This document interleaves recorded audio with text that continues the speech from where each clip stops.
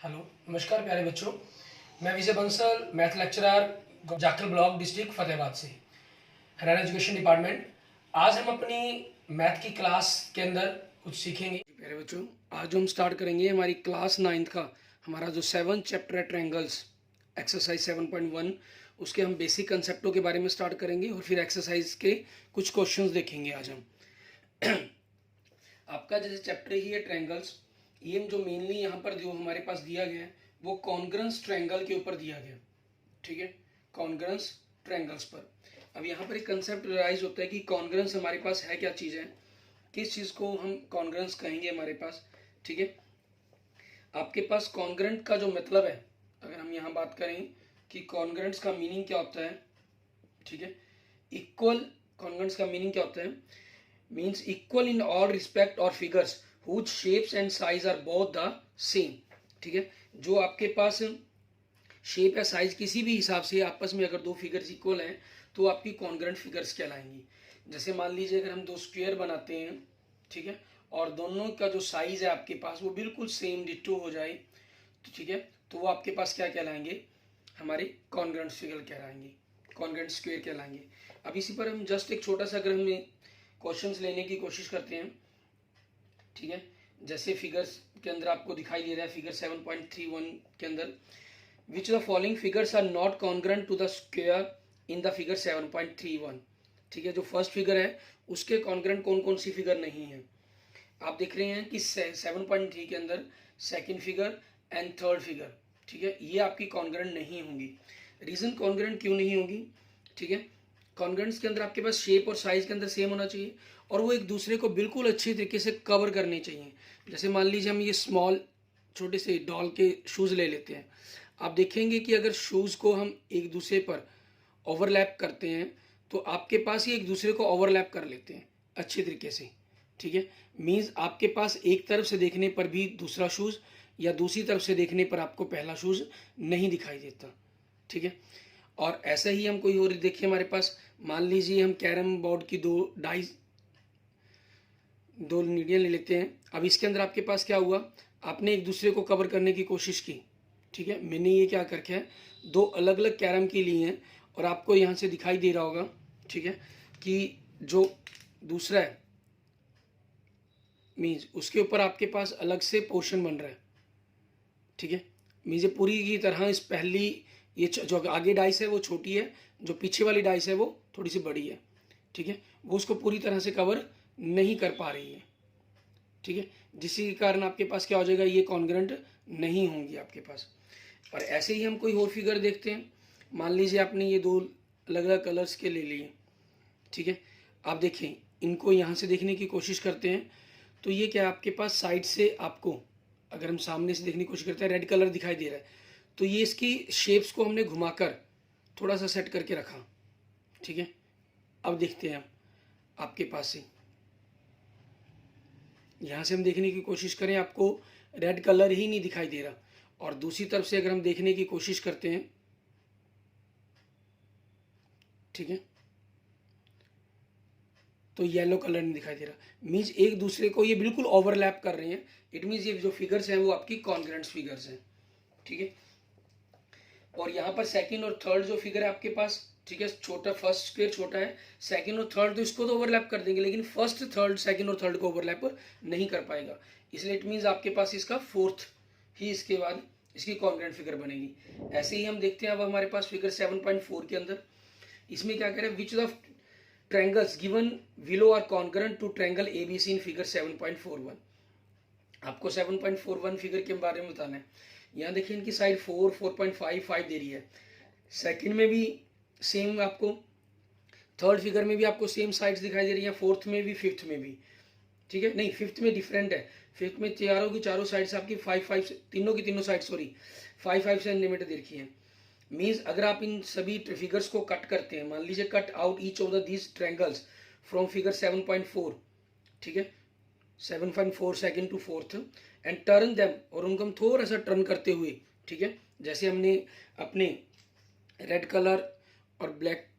Yellow colour के छोटे छोटे स्क्वेयर्स में किया था, ठीक है, ओवरलैप करने के लिए बिल्कुल। And try to cover triangle ABC, जो हमारी सबसे पहली ट्रायंगल है उसको कवर करने की कोशिश करते हैं, तो हम ऑब्जर्व करते हैं the triangles in figure 7.4 second, third and fourth are congruent to triangle ABC आपके पास, वाइल जो ट्रायंगल टी एस यू है मीन्स आपकी जो फिगर फिफ्थ है आपके पास, ठीक है, उसकी साइड 5 है, वो आपके पास कॉन्ग्रेंट फर्स्ट फिगर के साथ कॉन्ग्रेंट नहीं है,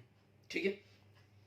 इस तरीके से हमारे पास हमारा कॉन्ग्रेंट्स का कंसेप्ट बनता है। और यहाँ आपके पास क्योंकि जो हमने जनरल बात करनी है वो मेनली ट्रायंगल्स के बारे में ही बात करनी है, ठीक है, ट्रायंगल्स के बारे में ही बात की जाएगी। कॉन्ग्रेंट्स के बारे में एक जनरल बात कही जाती है, आपके पास अगर जो ट्रायंगल्स या कोई भी दो फिगर्स, ठीक है, अगर हम यूं कहें कि कॉन्ग्रेंट ट्रायंगल्स,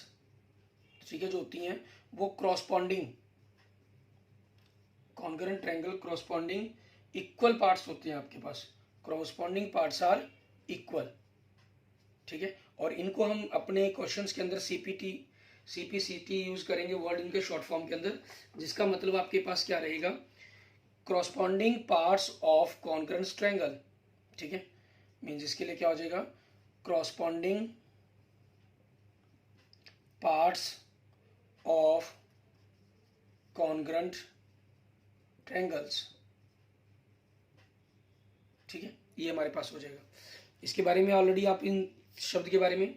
अपनी क्लास 8th तक 7th क्लास के अंदर आपके पास एक चैप्टर था कॉन्ग्रेंट ट्रायंगल के अंदर, वहाँ आपने इसके बारे में पढ़ा हुआ है, ठीक है। अब इसी पर हम जो क्राइटेरिया हमारे पास कॉन्ग्रेंट ट्रायंगल का, उस पर हम बात करते हैं कि उसके अंदर हमें क्या करना होगा, किस प्रकार से हम किसी भी ट्रायंगल्स को कॉन्ग्रेंट्स करते हैं, ठीक है। इसके लिए क्या चीज़ है हमारे पास,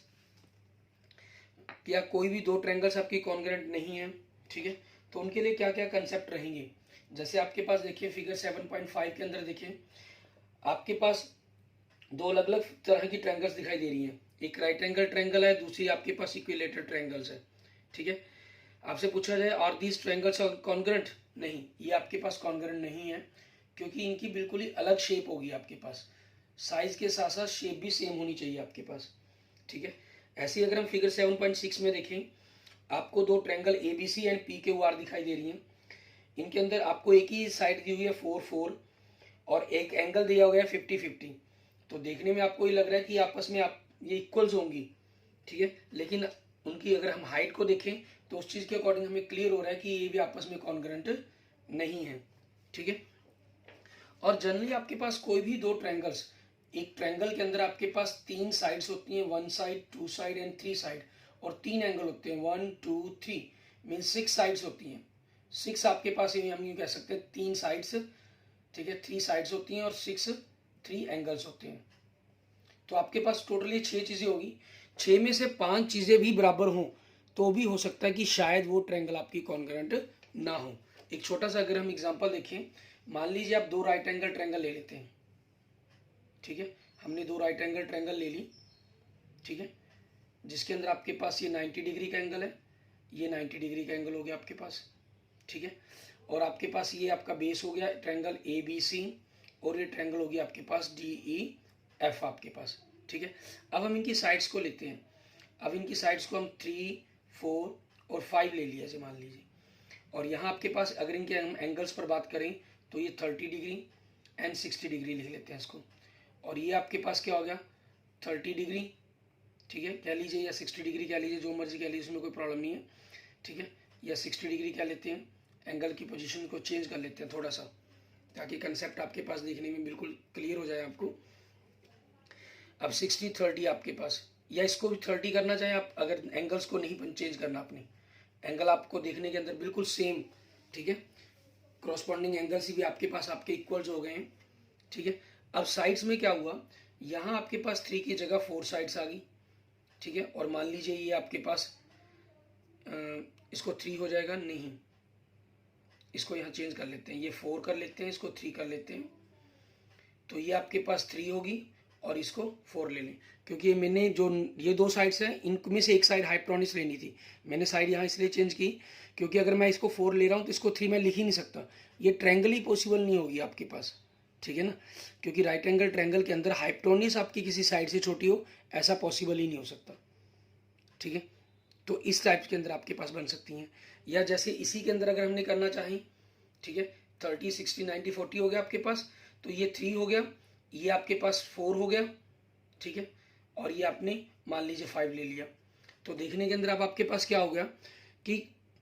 3 4 5, ये देखिए यहाँ से अगर हम 3 4 की वो चलते हैं, पहले ए बी सी, पहले 4 फिर 5 फिर 3, तो ये ट्रायंगल आपके पास कॉन्ग्रेंट बन गया अब, क्योंकि साइड्स भी इक्वल हैं, एंगल्स भी इक्वल हैं, तो क्रॉसपॉन्डिंग बन रही है कि नहीं बन रही वो देखेंगे। लेकिन नाम लिखने का तरीका चेंज हो जाएगा। इसमें आपके पास इस पोजीशन में क्या होगा, कॉन्ग्रेंट होगी ये। अगर मैंने इसको चेंज कर दी, triangle A B C congruent,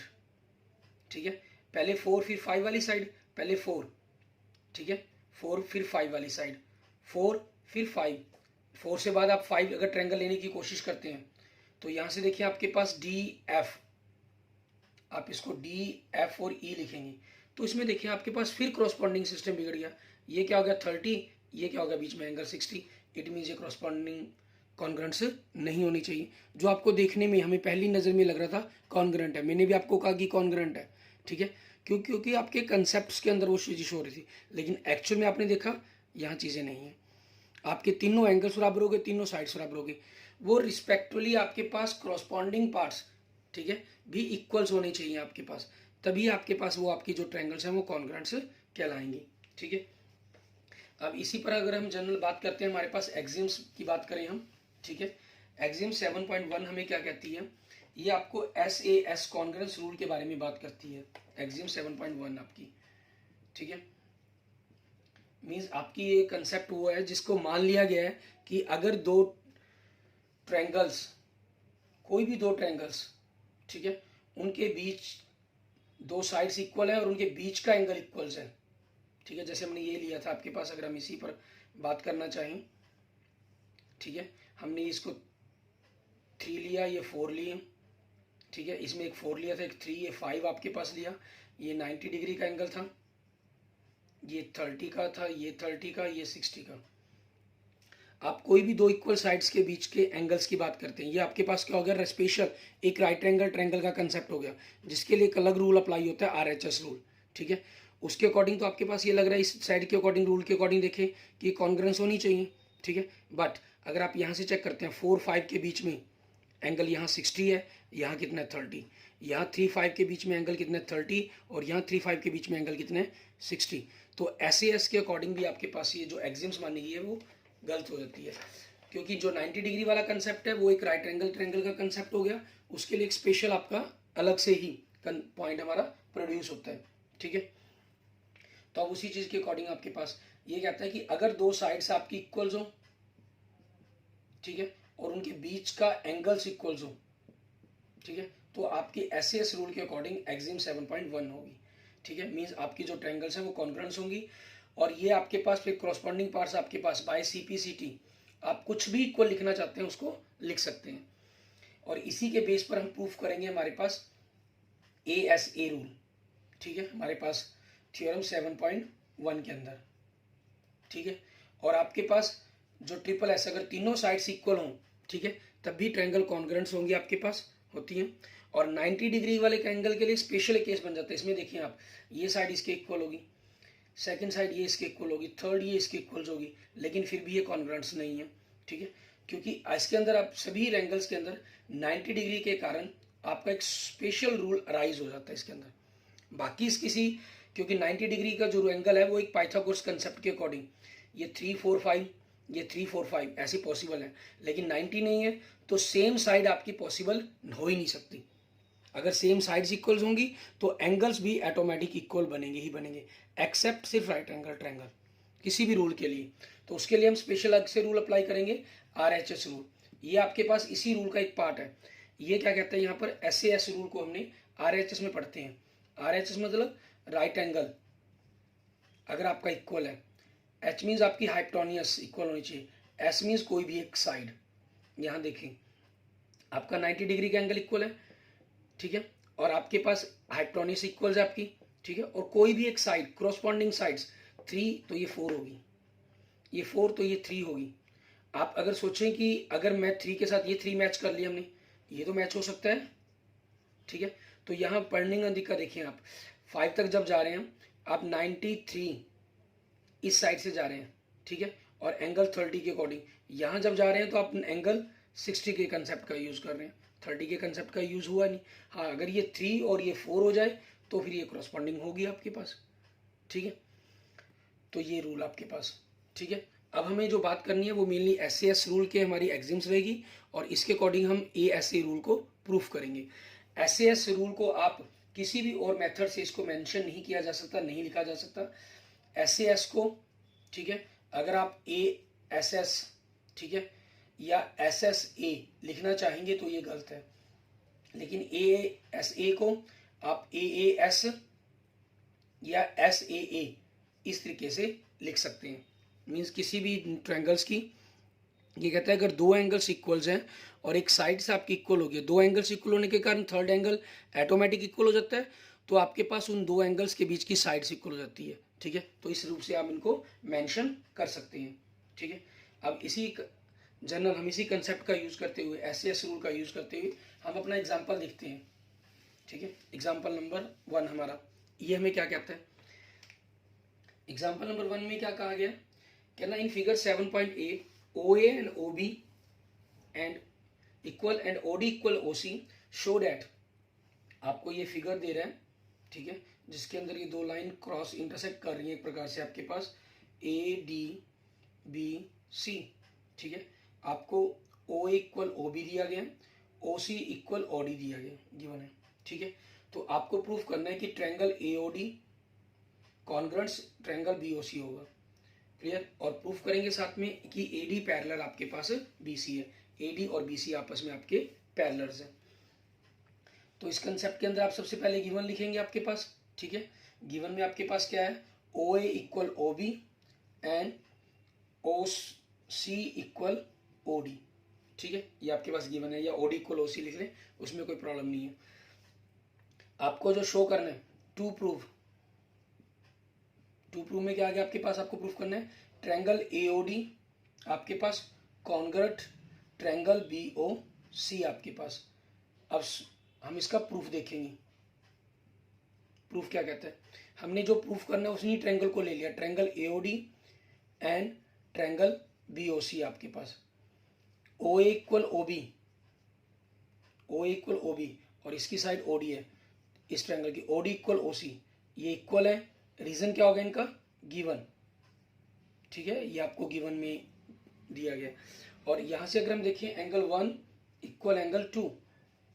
angle 1 equal angle 2, और ये किस कारण इक्वल हो गए, क्योंकि ये दो क्रॉस इंटरसेक्टिंग लाइंस होगी और ये आपके पास वर्टिकल अपोजिट एंगल्स बन जाएंगे, वर्टिकल अपोजिट एंगल्स, ठीक है। तो आपके पास ट्रायंगल AOD कॉन्ग्रुएंट होगी ट्रायंगल BOC की, रीजन क्या हो गया, दो साइड्स और उनके बीच का एंगल, मींस SAS रूल, ठीक है, ये हो जाएगा आपके पास। अब हमें क्योंकि साथ में क्या प्रूफ करना है, एक चीज और कही थी आपको प्रूफ करने के लिए, यहाँ फर्स्ट पार्ट हो गया आपका, ये सेकंड पार्ट में क्या कहा था कि AD आपके पास पैरेलल आपको BC प्रूफ करना है, ठीक है। जनरल आपको इन्होंने AD पैरेलल BC लिखा हुआ है, जनरली हम जब AD लिखते हैं तो उसको पैरेलल के रूप लिखने का जो हमारा तरीका रहता है वो CB लिखा जाता है, ठीक है। यहाँ आपके पास इन्होंने खुद ही AD parallel BC means direction opposite में नहीं लिखा जाता, ये मैथमेटिकल रूल है, ठीक है। लेकिन हमारे पास हमारे सिलेबस के अंदर, स्टैंडर्ड के अंदर अगर हम लिख भी देते हैं तो कोई प्रॉब्लम नहीं आती, ठीक है। अब उसी चीज़ के अकॉर्डिंग ये इक्वल्स हैं तो हम इनको कर लेते हैं, ये पैरेलल तब होंगी अगर इनके अल्टरनेट एंगल इक्वल्स होंगे। आपके पास ट्रायंगल AOD, इसके फर्स्ट पॉइंट पर एंगल कौन सा है, एंगल 3, ट्रायंगल BOC इसके फर्स्ट पॉइंट पर एंगल कौन सा है, 4, ये इक्वल्स होंगे bye CPCT, corresponding parts of the congruent triangles, ठीक है। अब it is a pair of alternate angle,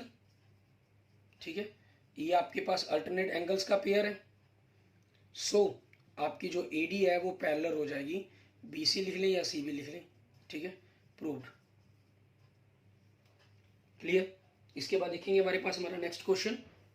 हमारा नेक्स्ट एग्जांपल नंबर 2, इसके अंदर हमें क्या कह रहा है करने के लिए वो देखते हैं। इसमें भी आपके पास सेम इसी रूल पर क्वेश्चन है आपके पास ये, ठीक है। हमें कह रहे हैं A B is a line segment and line L is its perpendicular bisector. आपको एग्जांपल नंबर 2 में क्या कह रहे हैं, ए बी एक लाइन है आपके पास, ठीक है, और एल आपके पास एक लाइन है जो आपके पास इस लाइन का परपेंडिकुलर बाइसेक्टर है। परपेंडिकुलर बाइसेक्टर इट मींस आपके पास दो इक्वल पार्ट्स में डिवाइड कर रही है और एंगल 90 का बना रही है ये, ठीक है। If A point P lies on L, अगर सॉरी पी पर, इस लाइन एल पर एक पॉइंट पी लाई करते हैं आपके पास, ठीक है, so that P is equivalence from A and B, क्योंकि इस पर ले लो तो इक्विवेलेंस हो ही है, मुझे ऊपर नीचे लेना पड़ेगा इसलिए इसको, ये आपके पास इक्विवेलेंस होगा, मींस मुझे P A is equal to P B proof करना है, ठीक है। तो अब गिवन के कंसेप्ट में क्या आ गया आपके पास, A B is a line, A B is a line and line L is perpendicular, ठीक है, इज परपेंडिकुलर बाइसेक्टर, ठीक है, ऑन लाइन ए बी। सो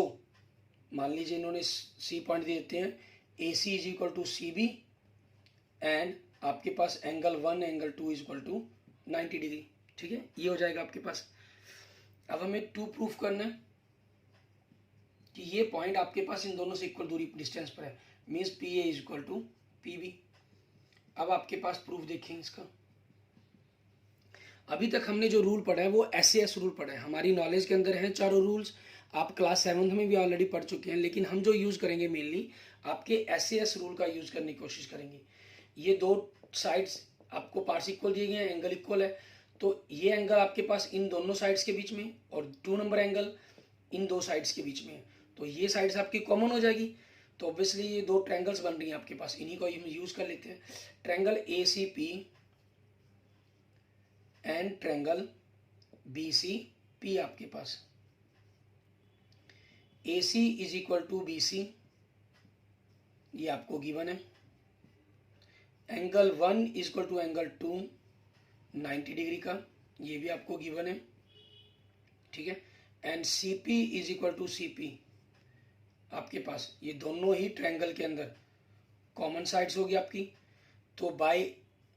आपके पास ये दोनों ट्रायंगल्स क्या होगी, कॉन्ग्रुएंट्स होगी। और रूल कौन सा अप्लाई हो गया, एस ए एस रूल, ठीक है। अब by C P C T इनकी कोरोस्पॉन्डिंग पार्ट्स कोई भी इक्वल हो सकता है, ठीक है, हमें इनकी साइड चाहिए ये, तो देखें P A equal P B लिख देंगे। तो इसमें भी आपके पास ये ख्याल रखें, फर्स्ट और थर्ड पॉइंट है तो फर्स्ट और थर्ड ही इधर से, ऐसा नहीं हो सकता कि मुझे प्रूफ करना है तो मैंने P A equal P C लिख दूंगा मैं उसको, या बी सी लिख दूंगा, नहीं, फर्स्ट थर्ड पॉइंट तो फर्स्ट थर्ड पॉइंट, यहाँ भी देख सकते हैं फर्स्ट सेकंड पॉइंट से फर्स्ट सेकंड पॉइंट से, एंगल 1 और 2 आपके पास सेकंड पॉइंट के ऊपर है, सीपी आपके पास दोनों ही ट्रायंगल्स के अंदर सेकंड और थर्ड पॉइंट से बनी हुई साइड्स है, ठीक है। तो आपका ये कंसेप्ट प्रूफ हो गया। एंड नेक्स्ट देखेंगे हमारे पास हमारा रूल, ठीक है, और ये ख्याल रखना है आपको, जैसे मैंने मेंशन किया है ऐसे ऐसा आपके पास तो रूल होता है, लेकिन इस रूल को हम, ठीक है, एस एस को rule hold, but A S S and S S A not hold, ठीक है, ये कोई रूल नहीं है आपका कि कोई भी दो साइड इक्वल और एक एंगल इक्वल कर दें। अब इसी के ऊपर हमारे पास बेस्ड हम थ्योरम देखते हैं हमारे पास, ठीक है। थ्योरम हमारी 7.1 ये क्या कहती है हमें, ये आपको कह रही है A S A congruent rule, two triangles are congruent if two angles and the included side of one triangle are equal to the two angles and the included side of the other triangles, ठीक है। Means आपके पास कोई दो triangles हैं A B C and D E F, ठीक है, A B C and D E F, और आपके पास हमने मान लेट कर लेते हैं कि एंगल बी हमारे पास इक्वल एंगल ई है, एंगल सी इक्वल एंगल हमारे पास एफ है, ठीक है, ये हमने लेट कर लिया, और इनके बीच की एक साइड, दो एंगल्स के बीच की मेरे बी सी और इक्वल ई एफ है, मीन्स गिवन में आपके पास क्या हो गया, बी सी इक्वल, सबसे पहले तो ट्रायंगल गिवन है, triangle ABC and triangle DEF in and BC equal आपके पास EF, angle B equal angle E and angle C equal angle F आपको, ठीक है, ये गिवन है। और टू प्रूफ में आपके पास क्या हो जाएगा, ठीक है, हमें क्या चीज प्रूफ करनी है, हमें प्रूफ करना है कि दोनों की दोनों ट्रायंगल्स आपकी कॉन्ग्रुएंट्स होंगी, ठीक है। अब इस चीज के अंदर हमें प्रूफ करने के लिए कॉन्ग्रुएंस रूल को, अभी तक हमने जो एग्जाम्स थी हमारी वो SAS रूल था, ठीक है, इट मीन्स उसी कंसेप्ट का हमें यूज करना होगा, SAS रूल के अकॉर्डिंग इस चीज को प्रूफ करना होगा हमें। अब यहाँ पर हम करेंगे क्या इसको करने के लिए, अब इसमें आपके पास क्या हो जाता है, 3 रूल अराइज कर जाते हैं, ठीक है, इनके प्रूफ के लिए हमारे पास 3 रूल, क्या चीज, आपके पास ये साइड तो इक्वल गिवन है, कोई भी किसी भी एक साइड के पेयर को आप इक्वल मान लेंगे तो कंसेप्ट क्लियर ही हो गया आपका फर्स्ट केस, ठीक है। अगर आप ये ले लेते हैं कि AB is equal to DE, तो आपके पास ये आपने लेट कर लिया, एज्यूम कर लिया, ये आपको गिवन है, इनके बीच का एंगल हो गया, तो बाई ऐसे ऐसे ये प्रूफ हो जाता है। सेकंड मान लेते हैं कि आपके पास AB इससे इक्वल्स है, ठीक है, और थर्ड आपके पास AB आप इसको लेस देन मान सकते हैं, तो आपके पास अगर AB इक्वल है, इक्वल वाला केस आपके पास क्लियर ही हो गया। अगर AB ग्रेटर देन है तो मैं यहाँ पर एक P पॉइंट ले लूंगा इस प्रकार से कि जो BP है वो DE के इक्वल हो जाए। अगर आपके पास ट्रायंगल, ये तो हमारे पास हो गया केस AB अगर इक्वल DE है, अगर AB DE से लेस देन है, ठीक है, तो ये P पॉइंट मैं इसके अंदर लेने की जगह इस दूसरी ट्रायंगल में ले लूंगा ABC एंड DEF, ठीक है, यहाँ ले लूंगा P पॉइंट इस प्रकार से कि ये आपके पास इसके इक्वल्स हो जाएगी, ठीक है, DEF। तो मीन्स इन दोनों का जो केस है वो सॉल्व करने का मेथड हमारा सेम बनता है, तो मैं इनमें से आपको एक मेथड करवा देता हूँ। 3 केस अराइज होते हैं, फर्स्ट केस आपके पास इक्वल के लिए होगा, वो सिंपल है, सेकंड ये ग्रेटर देन वाला केस आपको बता देता हूँ। अब इस फर्स्ट मेथड के अकॉर्डिंग हम लेकर चलेंगे, ठीक है। इफ पॉसिबल, कोई भी आप तीनों में से इन कर सकते हैं, हमारे पास तीनों केस भी अराइज करने के लिए कहा जा सकता है आपको, ठीक है, लेकिन बेटर है हमारे लिए हम कोई भी एक चीज लेकर चलें। इफ पॉसिबल AB आपके पास DE से ग्रेटर देन है, ठीक है, तो हमने क्या कर लिया, लेट टू टेक ए, ठीक है,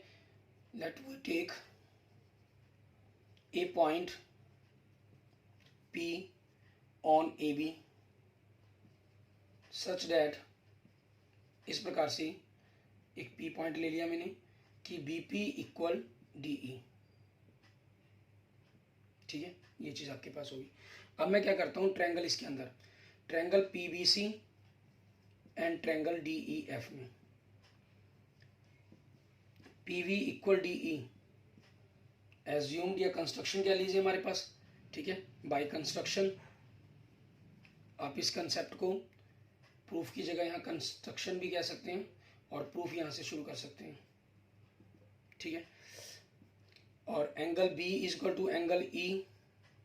ये आपको गिवन है, BC इक्वल EF, ये भी आपको गिवन है, तो by SAS rule PBC triangle congruent triangle DEF by rule SAS, तो बाय CPCT हम कुछ भी इक्वल लिख सकते हैं, ठीक है। मान लीजिए पूरे C एंगल को मैंने 2 पार्ट्स हो गए, तो एंगल 1 इक्वल एंगल F लिख लिया, ठीक है, but angle C is equal to angle F ये आपको गिवन है, तो यहां से आप देखें, सो